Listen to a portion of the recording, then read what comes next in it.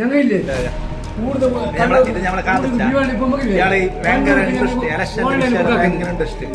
ഇയാള് ഇലക്ഷന്റെ സമ്മിശ്രണം കൃത്യമായിട്ട് നടത്തുന്നു. പക്ഷെ പറഞ്ഞോളൂ, ആലിച്ചെന്ന് കടയുണ്ടോ?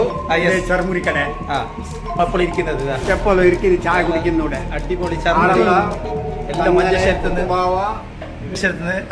ആൾക്കാർ വരുന്നു.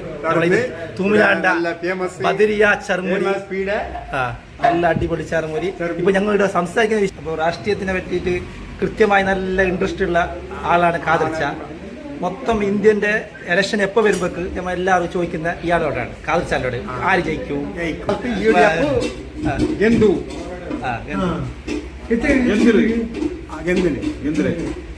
നമ്മളെ AK മഷർ മഞ്ചേശ്വരത്ത് എത്ര വോട്ട്? 5000 വോട്ടില് ഉറപ്പ്.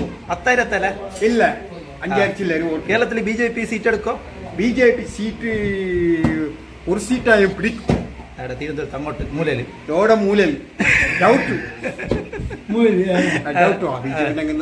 നിങ്ങൾ വോട്ടിട്ടത് മാഞ്ഞിന?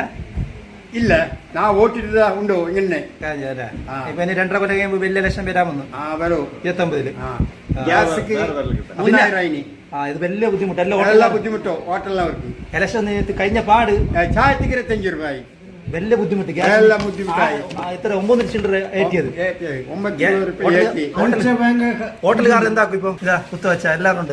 എല്ലാവരും ഉണ്ട്. ഇപ്പൊ നാളെ ഇവിടെ ഹോട്ടലിൽ ഇരിക്കുമോ എന്നുള്ളത് ഡൗട്ട്. അല്ലെങ്കിൽ ഇങ്ങനെ ആക്കിയെങ്കിൽ ഈ ഹോട്ടലിന്റെ എന്ത് എങ്ങനെ കയ്യോ ഇങ്ങനെ ആക്കുന്നത്? നിങ്ങളെ പറ്റി കൃത്യമായിട്ട് ഒരു വാക്ക് പറഞ്ഞാലോ? ഇല്ല, തെറ്റല്ലേ? നാളെ നമ്മളെ പരന്റെ ഗ്യാസിന് കൂട്ടി അതേ കൂട്ടുറക്കും. അപ്പൊ നമ്മളെല്ലാം ബോളന്മാർ.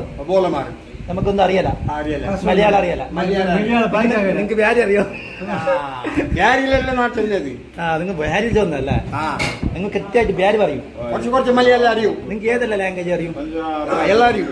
ഇംഗ്ലീഷ് അറിയും, തുളു അറിയൂ, മലയാളം. തുളി കുറച്ച് പറഞ്ഞാൽ തുളി നമ്മൾ മലയാളികളെല്ലാം കേൾക്കുന്നു. തുളു കുറച്ച്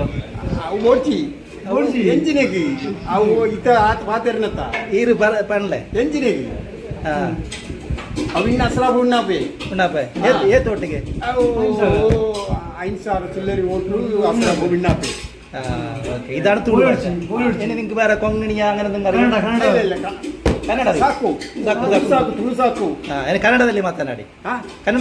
ಬೇಡ ಅಷ್ಟು ಸಾಕು. ಅಷ್ಟು ಸಾಕಲ್ಲ? ಓಕೆ. ಎನಿವೆ